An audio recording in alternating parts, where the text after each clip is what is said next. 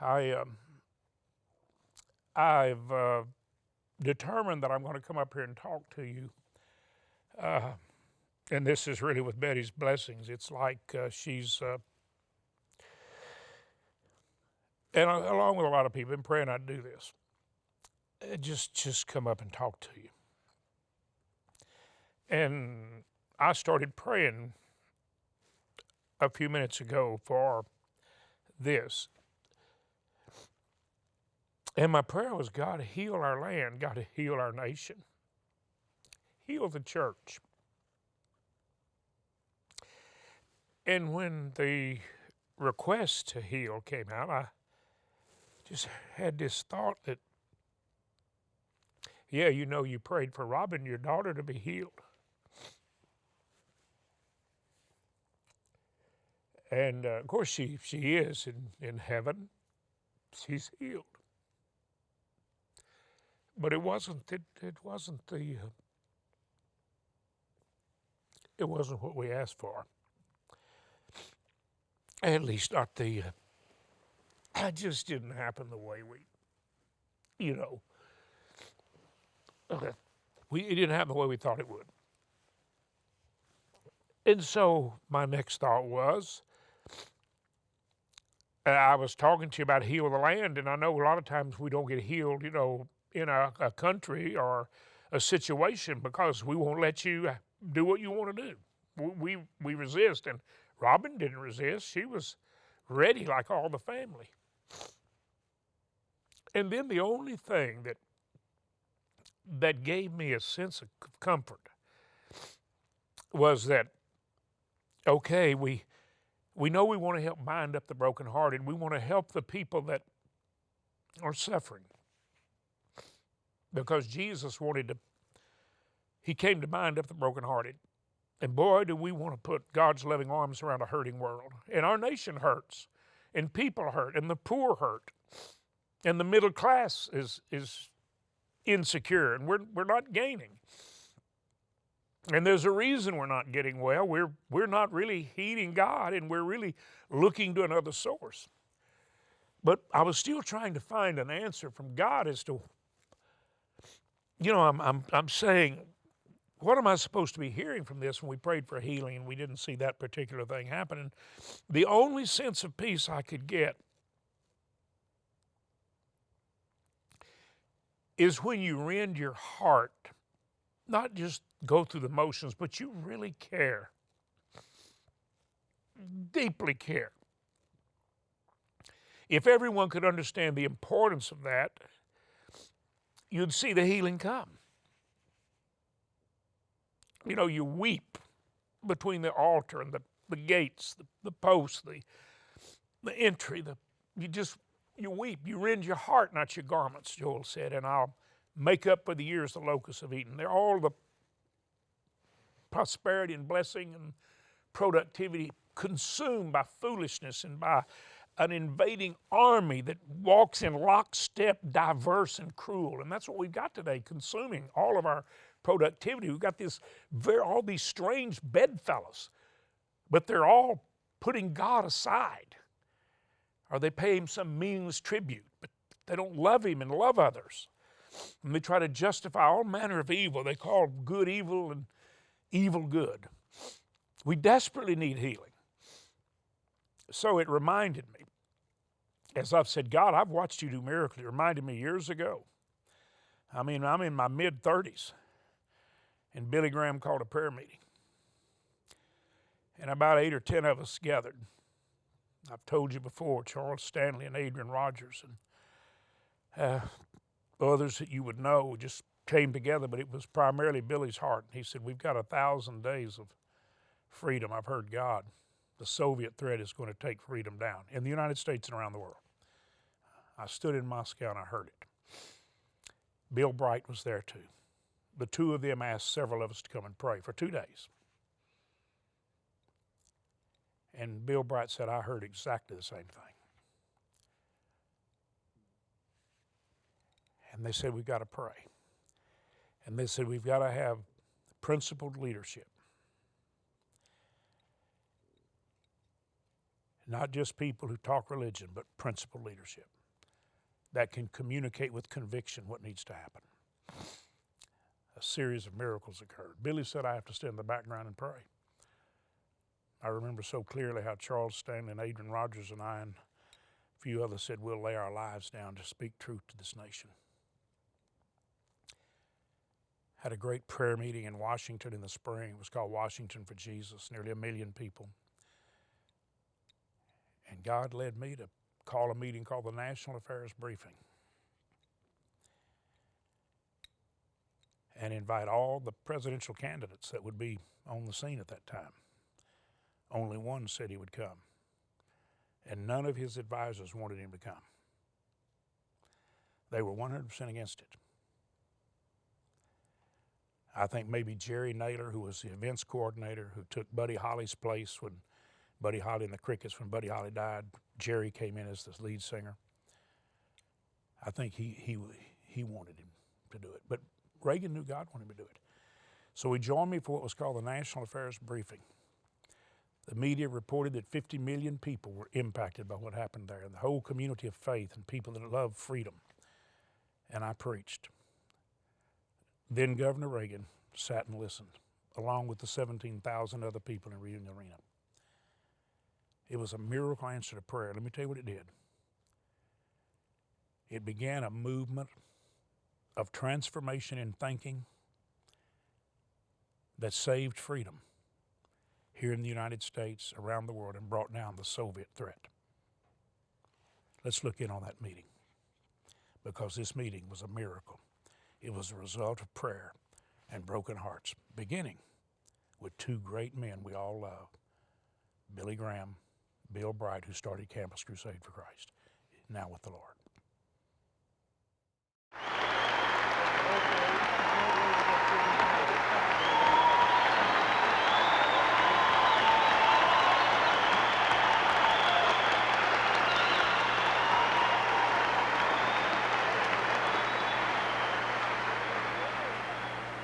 I'm sure James appreciates that very much.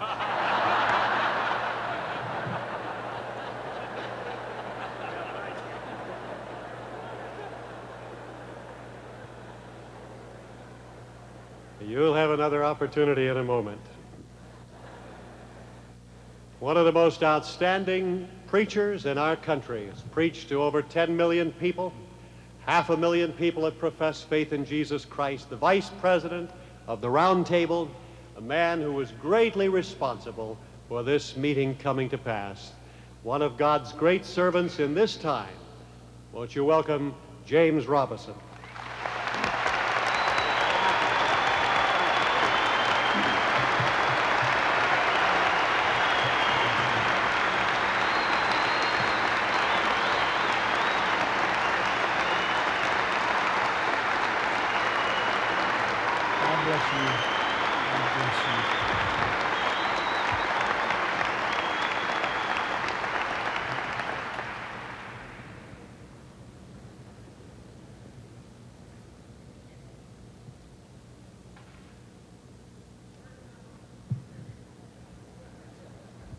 I really appreciate the fact that I know you are not applauding men tonight. I am convinced that you are applauding the greatest country on the face of this earth, and you want it to remain the greatest country on the face of this earth.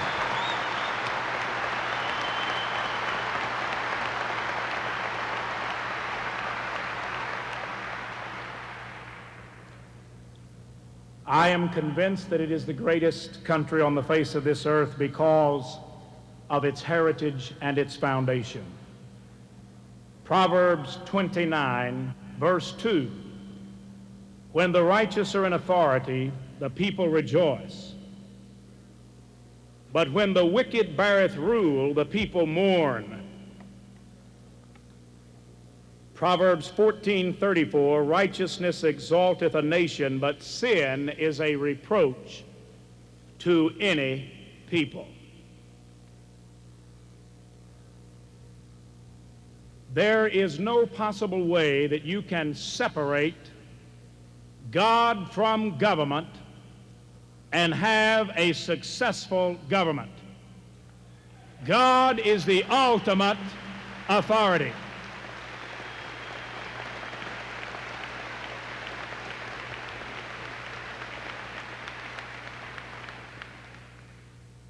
I tire of the constant reference to Christians and to religious people and the term separation of church and state implying that if you belong to a church or if you claim faith in God and believe in God, you are to have no basic influential part in political activity or policy making.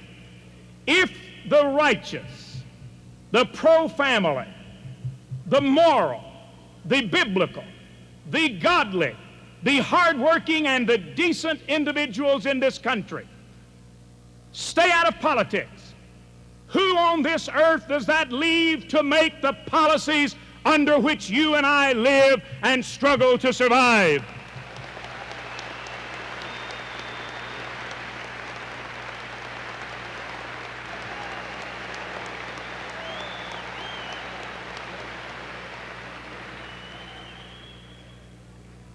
Neither our founding fathers or Jesus Christ initiated the godless interpretation of separation of church and state as it is presently presented to so many American people.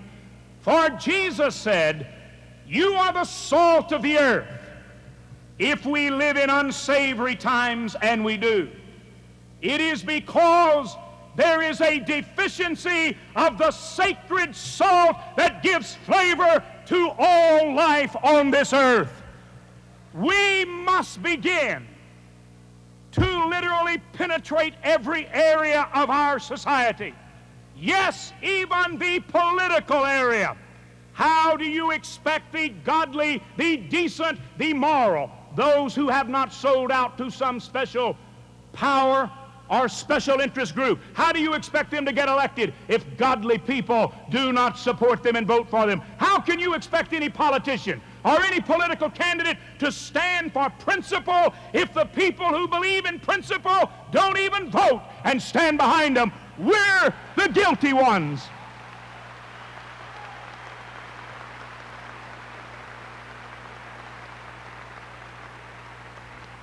If there is darkness in the land, it is because of a scarcity of light. Jesus said, "Put the light on the lampstand, not under the bushel." I would highly suggest you read the book sometimes. It won't hurt the media. It won't hurt politicians. There is marvelous healing in this book.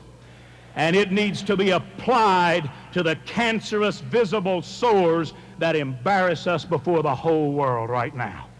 And we'd better apply the one cure. If you think our solution is political, you too have been deceived. Don't you commit yourself to some political party or politician. You commit yourself to the principles of God and demand those parties and politicians align themselves with the eternal values in this book, and America will be forever the greatest nation on this earth.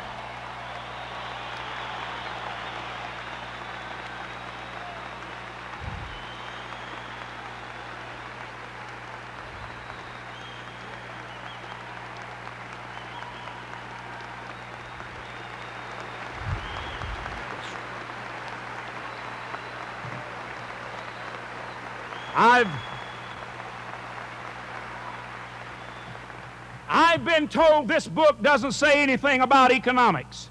I want you to know this is the one reliable economics book you can read. It is a historical book. It is a scientific book.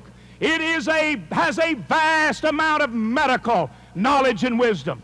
This is the one book upon which you can rely.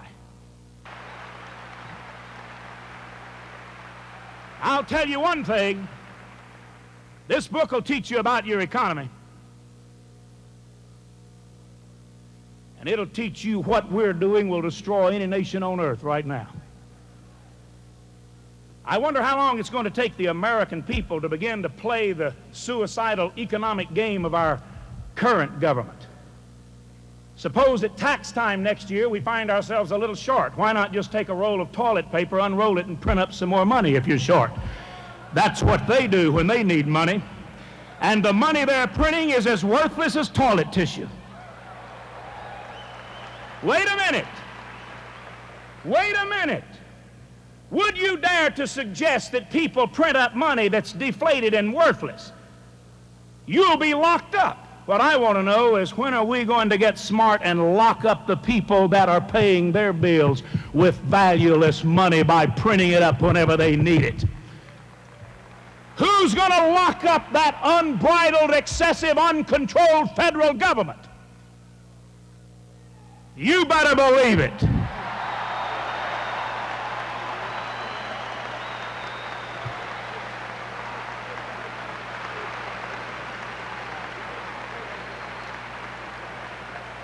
I'm wondering, as one who was a minority, I lived in an area where 10% of the people were white, the rest were blacks and Latin American. I was a minority. I was poor. I was very poor. I didn't need a handout. I needed someone to put a hand out and get involved with me. And before you applaud, I want to address the hypocrisy in this room. You want to know why we've got such a terrible, terrible attitude right now toward the needy in this country, and we've been deceived into believing that the government can spend our way out of debt and pay off the poor? Where are they going to get all that money they're promising now recently, the billions and billions of dollars? Where are they going to get all that money? Who's going to produce it? Don't you know the government doesn't produce anything and was never intended to? It's a protector. It's not a provider, and it's certainly not a producer. It's a confiscator and a consumer and a disperser of your wealth. It produces nothing. And it will function best when it functions least. It is a regulator. It is not a provider, and certainly not a producer.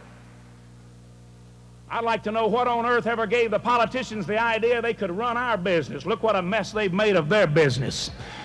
I wish they'd butt out of our business.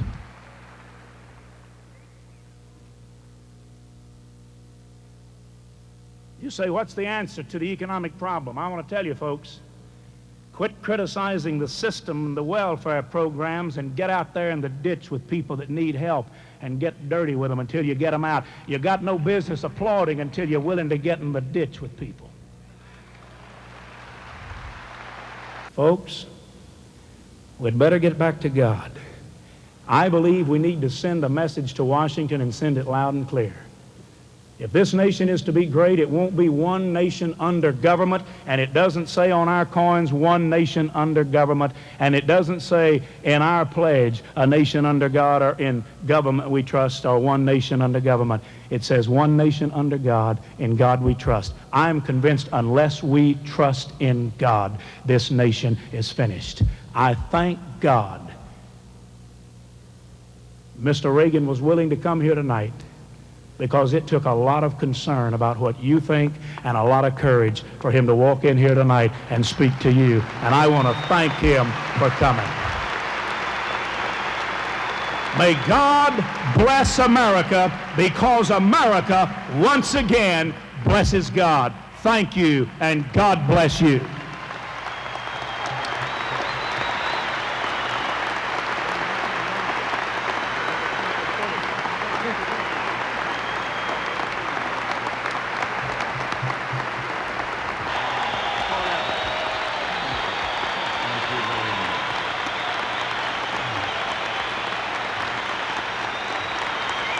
Thank you, Dr. Criswell.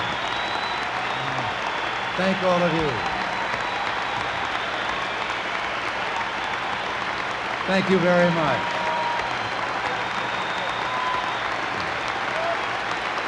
Thank you. And please. Thank you. Thank you.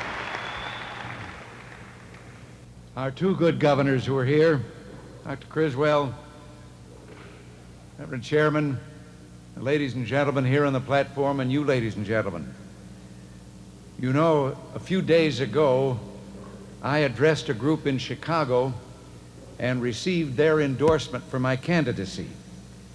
Now, I know this is a nonpartisan gathering, and so I know that you can't endorse me, but I only brought that up because I want you to know that I endorse you and what you are doing.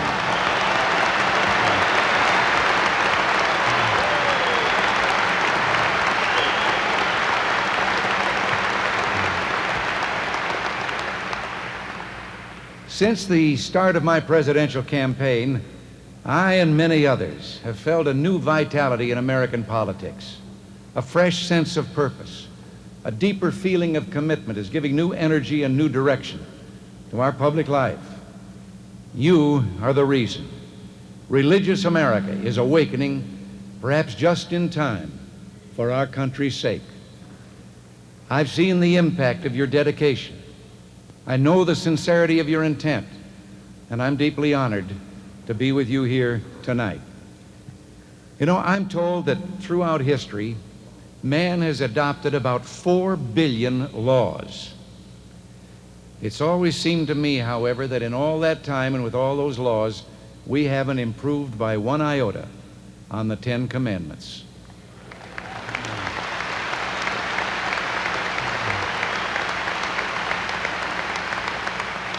Today, you and I are meeting at a time when traditional Judeo-Christian values based on the moral teachings of religion are undergoing what is perhaps their most serious challenge in our nation's history. Nowhere is the challenge to traditional values more pronounced or more dangerous than in the area of public policy debate. So it's fitting that the topic of our meeting should be national affairs, for it is precisely in the affairs of our nation where the challenge to those values is the greatest. In recent years, we've seen a new and cynical attack on the part of those who would seek to remove from our public policy debate the voice of traditional morality. This tactic seeks not only to discredit traditional moral teachings, but also to exclude them from public debate by intimidation and name-calling, as we were so eloquently told just a short time ago. We have all heard it charged that whenever those with traditional religious values seek to contribute to public policy, they're attempting to impose their views on others. We're told that any public policy approach incorporating traditional values is out of bounds. This is a matter that transcends partisan politics and demands the attention of every American regardless of party.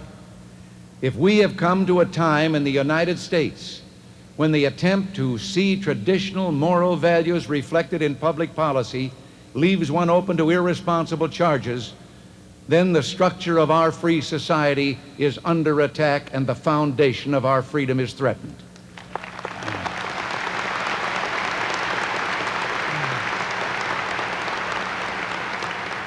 Under the pretense of separation of church and state, religious beliefs cannot be advocated in many of our public institutions, but atheism can.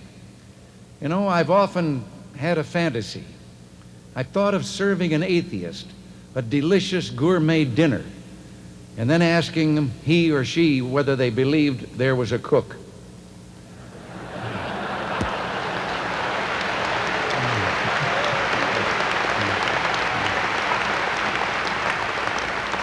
When I hear the First Amendment used as a reason to keep traditional moral values away from policymaking, I'm shocked. The First Amendment was written not to protect the people and their laws from religious values, but to protect those values from government tyranny.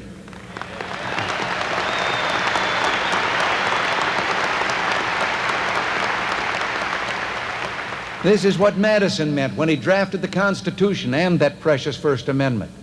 This is what the state legislatures meant when they ratified it. And this is what a long line of Supreme Court decisions have meant. But over the last 2 or 3 decades, the federal government seems to have forgotten both that old-time religion and that old-time Constitution.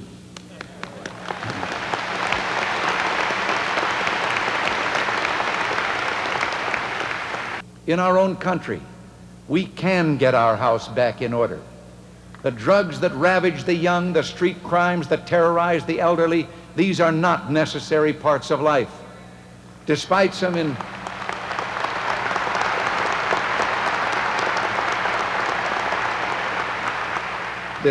intolerable court decisions, we do not have to forever tolerate the pornography that defaces our neighborhoods,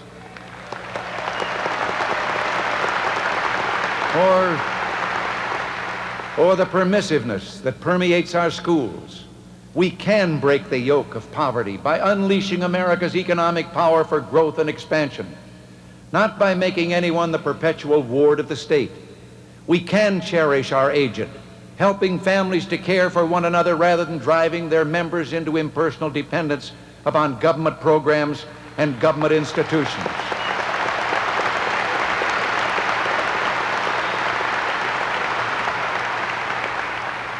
When I made the decision to seek the presidency, I quoted one of those early colonists who landed on the Massachusetts shore, telling the little band with him that the eyes of all mankind were on them and that they could be as a shining city upon a hill. Well, the eyes of all mankind are still upon us, pleading with us to keep our rendezvous with destiny, to give hope to all who yearn for freedom and cherish human dignity. We have God's promise that if we turn to him and ask his help, we shall have it.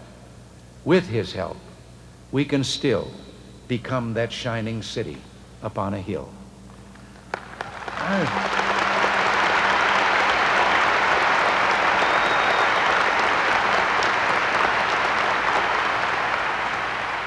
I've always believed that every blessing brings with it a responsibility. The responsibility to use that blessing wisely, to share it generously, and to preserve it for those who come after us. If we believe God has blessed America with liberty, then we have not just a right to vote, but a duty to vote. We have not just the freedom to work in campaigns and run for office and comment on public affairs. We have a responsibility, as you've already been told again so eloquently tonight, to do so. That is the only way to preserve our blessings, extend them to others, and hand them on to our children. If you do not speak your mind and cast your ballots, then who will speak and work for the ideals we cherish?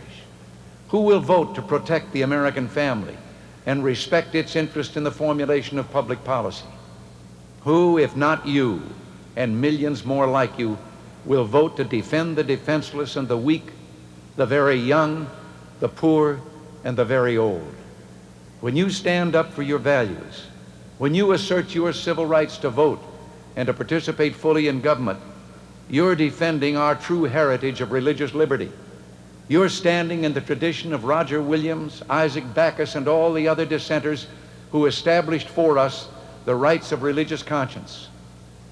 Much has changed since the Constitution guaranteed all Americans their religious liberty. But some things must never change. The perils our country faces today and will face in the 1980s seem unprecedented in their scope and consequences. But our response to them can be the response of men and women in any era who seek divine guidance in the policies of their government and the promulgation of their laws. When the Israelites were about to enter the Promised Land, they were told that their government and laws must be models to other nations, showing to the world the wisdom and mercy of their God.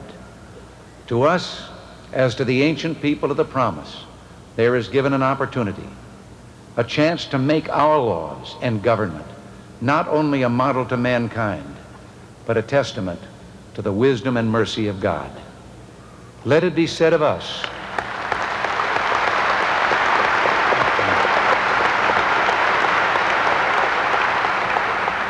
let it be said of us, surely this great nation is a wise and understanding people. May I close on a personal note? I was asked once in a press interview what book I would choose if I were shipwrecked on an island and could have only one book for the rest of my life. I replied that I knew of only one book that could be read and reread and continue to be a challenge: the Bible, the Old and New Testaments.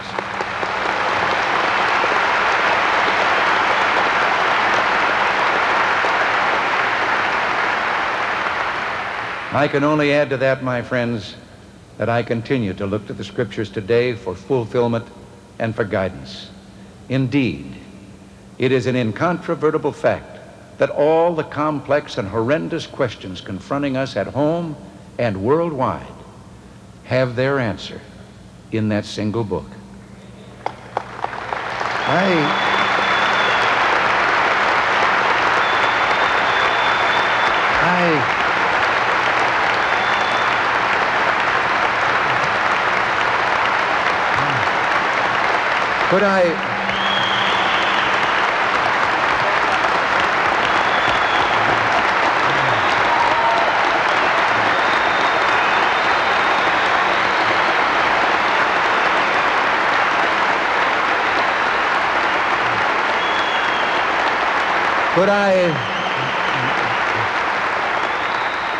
Could I just take one more moment of your time? And maybe here I'm telling a little story that you perhaps have already seen. I don't know how it is being circulated. I only know that it came into my hands by way of a friend. It was a card, a single paragraph on that card, author unknown. But the author was telling the story of a dream the author had had. A dream of walking on the beach beside the Lord while all the scenes of his lifetime flashed in the heavens above, leaving the two pairs of footprints in the sand. And then as the final scene of his life was on the sky, he turned around and looked back at the path on the beach. And he saw that every once in a while there was only one set of footprints. And he said that every time the one set of footprints came at the time when the scene in the sky was of a terribly troublesome and despairing time in his life. And he said, Lord, you said that if I would follow you, you would walk beside me, that I would always have your help. Why is it that in the times when I needed you most, you left me, and I see only one set of footprints? And the Lord said, my precious child, I would never leave you in your time of trouble. When you see only one set of footprints, it was then that I carried you. Thank you very much. Thank you.